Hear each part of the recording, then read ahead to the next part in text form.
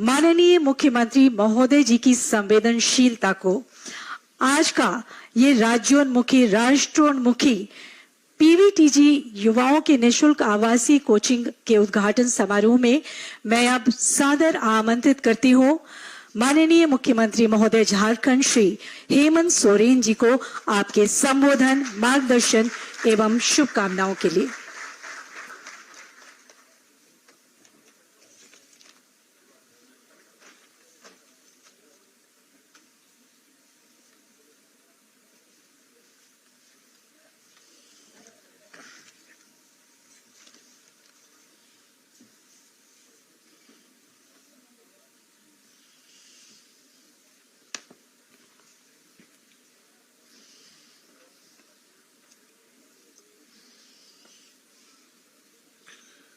आज यहाँ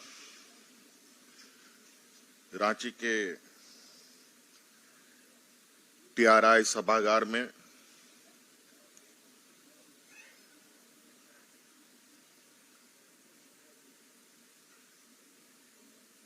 आदिवासी समूह के बीच में आदिवासी समाज के बीच से ही चिन्हित की गए अति कमजोर आदिवासी समाज के लिए, अति कमजोर आदिवासी वर्गों के लिए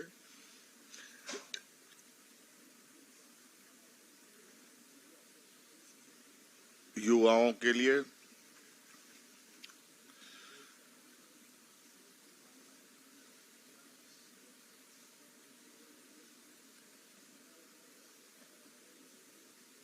फ्री आवासीय कोचिंग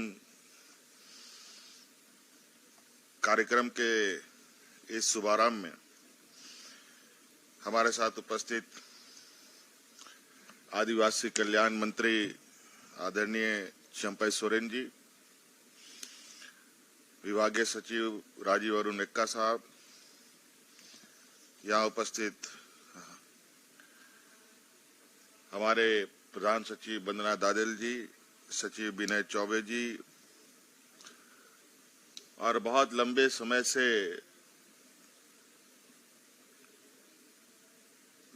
आदिवासियों के बीच में काम करने वाले टीआरआई के निर्देशक रणेंद्र कुमार जी और इन सब से विशेष यहाँ उपस्थित अति कमजोर आदिवासी समाज के वर्गों से आने वाले हमारे युवाओं, आप सबका इस कार्यक्रम में उपस्थित होने के लिए, शामिल होने के लिए, अपनी सहभागिता सुनिश्चित करने के लिए बहुत बहुत आभार प्रकट करते हुए आप सबको जोहार करता हूं।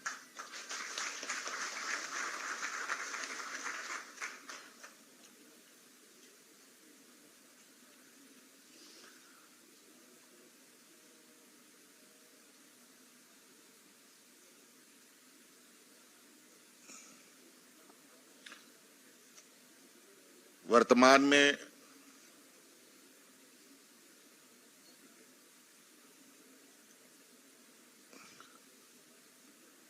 जो आपकी सरकार है झारखंड में, बड़ा अजीब अजीब काम कर रही है। लोगों को समझ में नहीं आता होगा ये कर क्या रहा है, इससे क्या फायदा होना है, इससे क्या निकलने जाने वाला है। कुछ लोगों के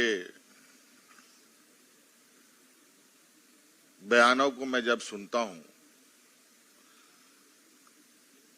अखबार के पन्नों पर, सोशल मीडिया पर,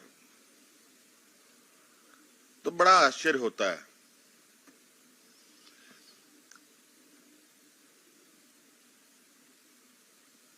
और बहुत कम समय अभी हम लोगों ने राज्य को एक दिशा देने का समय लिया है। सरकार बनने के बाद 2 साल तो हम लोग कोरोना में ही ताले बंद करके रह गए थे। 1-1.5 साल के कार्यकाल में कभी सुनने को आता है इस राज्य का आदिवासी, दलित, पिछड़ा, अल्पसंख्यक बच्चे विदेशों में पढ़ाई करने जा रहे हैं।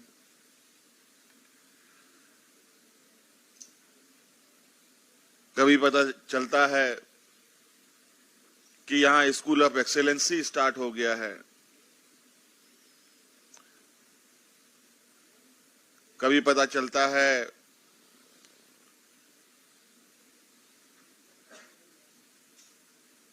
कि यहां के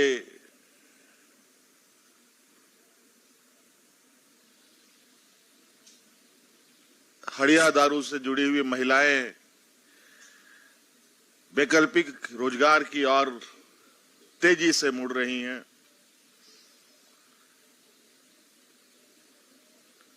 बहुत सारे ऐसी चीजें और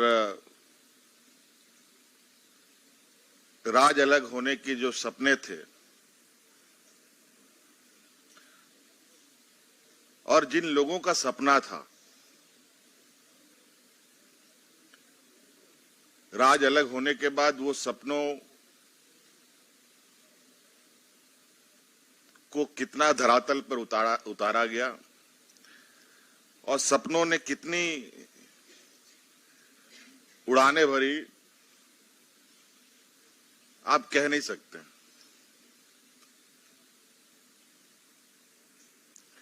लेकिन अभी वर्तमान समय में आप बहुत सारे ऐसे चहलकदमी आप देखेंगे जहां इस राज्य में, जहां पर आदिवासियों की बहुलता है, कई ऐसी गतिविधियां हो रही हैं। अभी तो हाल फिलहाल में ही एक हम लोगों ने आदिवासी महोत्सव संपन्न किया है और टीआरआई में तो उसका कंटिन्यूएंसी अभी तक चल रहा था चित्रकला के माध्यम से। आज इस राज्य में पूरे देश के आदिवासी समूह के लोग एकत्रित हो रहे हैं।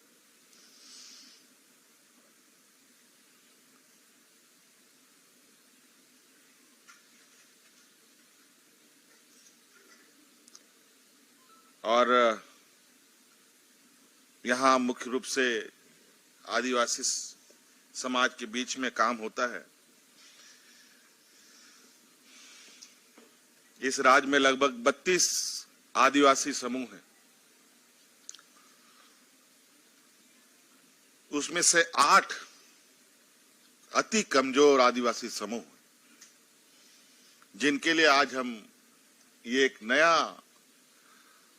और ये देश में पहला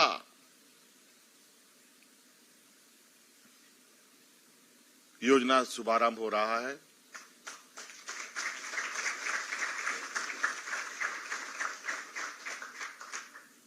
वैसे भी तो दुनिया में धीरे धीरे आदिवासी समाज विलुप्त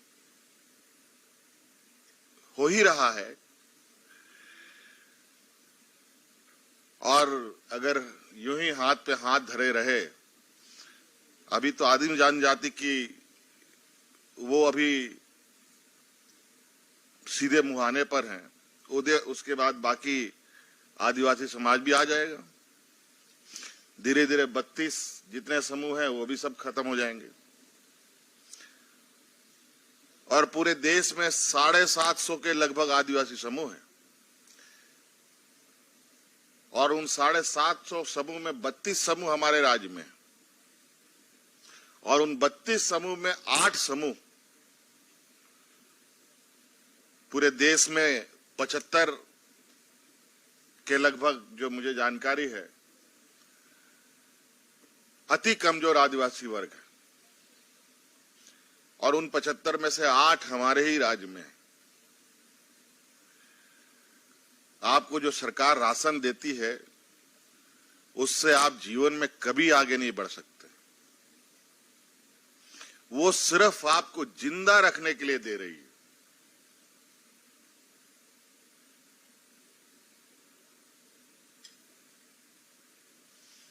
नाप तौल कर वो राशन है।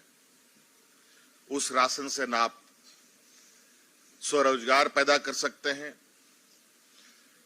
उस राशन से ना आप पढ़ाई लिखाई कर सकते हैं, ना आप आगे बढ़ सकते हैं। राशन सिर्फ आपको जिंदा रखने का माध्यम है। चाहे राशन कोई भी बीपीएल परिवार को मिल रहा हो,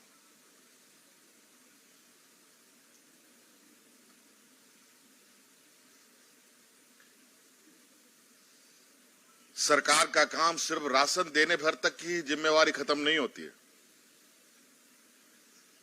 सरकार की जिम्मेवारी उन संवेदनशील विषयों के प्रति भी अपना ध्यान लगाना आवश्यक होता है, जहां लोग पिछड़ रहे हों, आगे नहीं बढ़ पा रहे हो। किसी ने सपना में सोचा था कि यहां का आदिवासी का बच्चा विदेश में पढ़ने जाएगा, दलित का बच्चा जाएगा, पिछड़े के बच्चे जाएंगे, अल्पसंख्यक के बच्चे जाएंगे।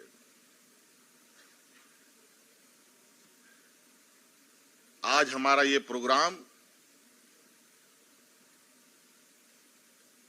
यूनाइटेड किंगडम के सरकार के अंदर और यूनिवर्सिटी के अंदर चर्चा का विषय है। अभी तो कुछ दिन पहले हम लोगों ने 25 बच्चों को भेजा है।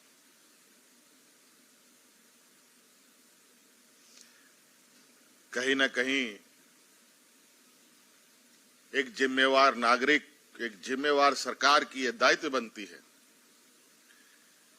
कि इन वर्गों को आगे आने के लिए हर रास्ते खोले जाएं, हर सहयोग उनको उपलब्ध कराया जाए।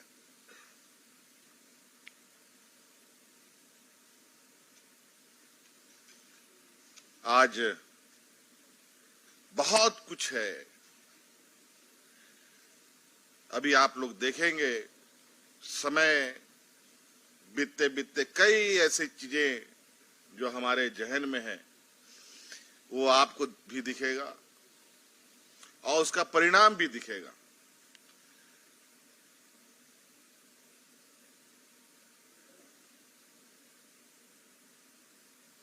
क्योंकि जिस तरीके से आज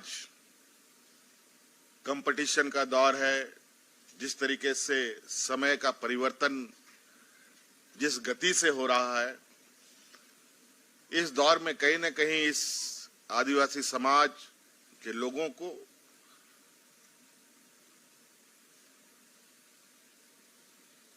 अपनी गति बढ़ानी पड़ेगी।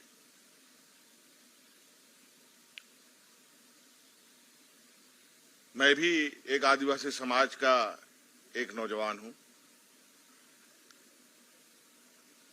मैं आप ही के बीच से आया हूं, कोई ऊपर आसमान से टपक के नहीं आया।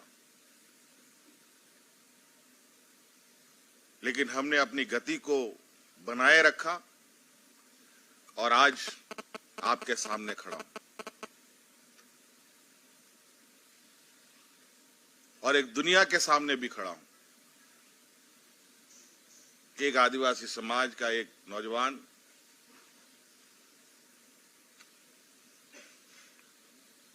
आदिवासी मुख्यमंत्री हैं। यहां ऐसे नहीं है कि नहीं है।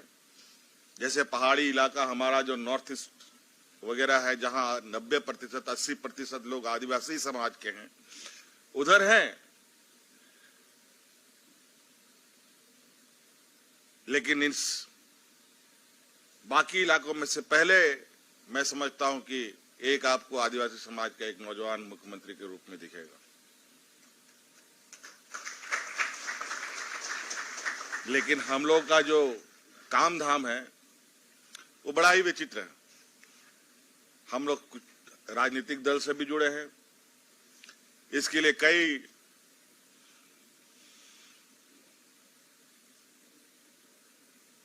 चुनौतियों से भी जूझना पड़ता है। खैर कोई बात नहीं। आपके इस नौजवान भाई ने बहुत आप लोगों के सहयोग से कई चीजों को से होते हुए हम यहां तक पहुंचे हैं। हमने अपनी लड़ाई जारी रखी है और ये मैं मानता हूं, हम लड़ते रहेंगे, संघर्ष करते रहेंगे, मेहनत करते रहेंगे, तभी हम जिंदा रह सकेंगे।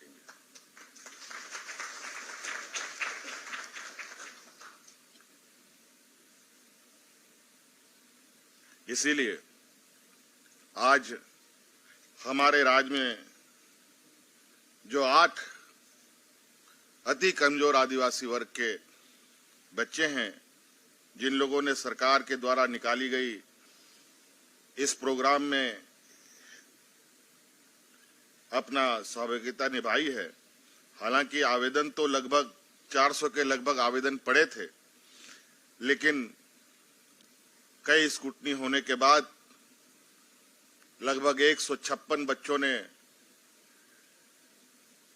इसमें सफलता पाई है। और जो असफल हुए हैं, मैं उनसे भी आग्रह करना चाहूंगा इस मंच से, आपको निराशा होने की आवश्यकता नहीं है। अब पुनः तैयारी कीजिए।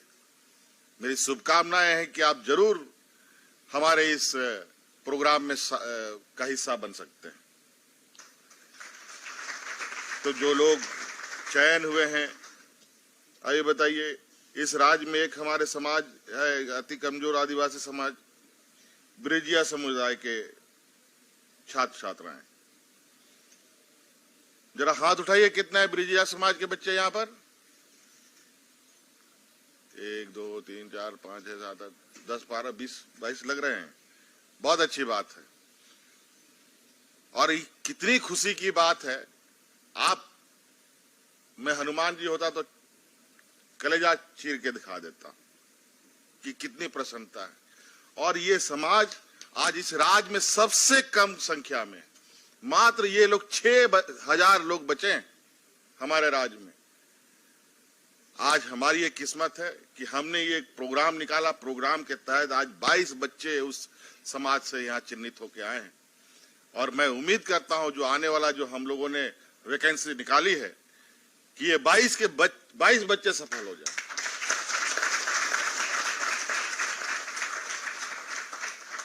फिर हम देखते हैं कि ये 6000 कैसे बचेंगे। निश्चित रूप से इनमें बढ़ोतरी होगी। ऐसे कई